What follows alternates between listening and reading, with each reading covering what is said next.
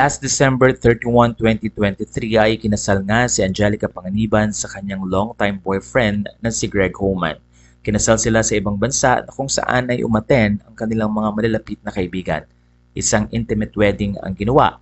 Kaya naman ilang mga videos at photos ang ipinakita ni Angelica na tila mga behind the scenes sa nasabing wedding at nagpasalamat din siya sa mga taong tumulong sa kanya para maging posible at maayos ang kanilang kasal.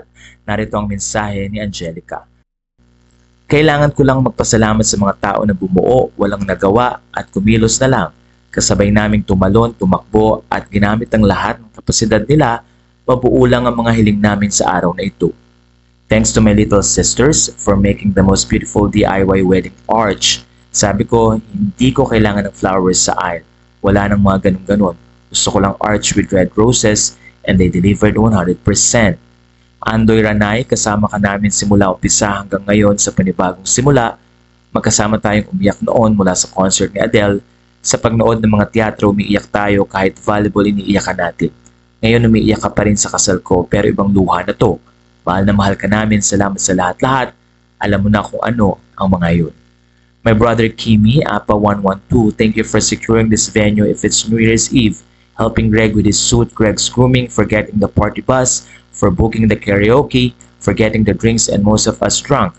We'll be supporting your new business, the wedding coordinator. Momsi Bells and Momsi Kimi, wala man sa plano ang pag-arrive nyo sa LA, pero yun na yata ang pinakamasayang parte ng wedding. From our very wholesome bachelorette na iyak lang tayo ng iyak with more laughter din.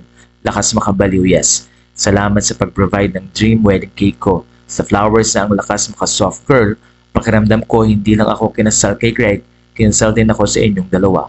Panghabang buhay na to, love you both.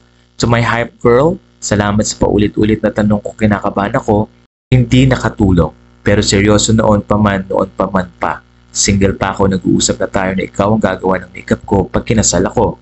Salamat at tinupad mo pangarap ko. Inikot mo ang mundo, makarating ka lang sa araw ng kasal namin. Hindi ko makakalimutan kahit makakalimutin na ako ngayon, we love you. To my family here in LA, mula noon wala kayong pagkukulang sa pag-aalaga sa akin kapag nandito ako. Ngayon hindi na lang ako inaasikaso nyo. Kasama si Greg and Beanie, love you guys. Sa puntong ito ay nagpasalamat din ang mga fans ni Angelica sa pag-share ng kanyang moment, pati na rin ang mga kaibigang tumulong sa kanya sa very special wedding na ginanap nga sa Los Angeles, California.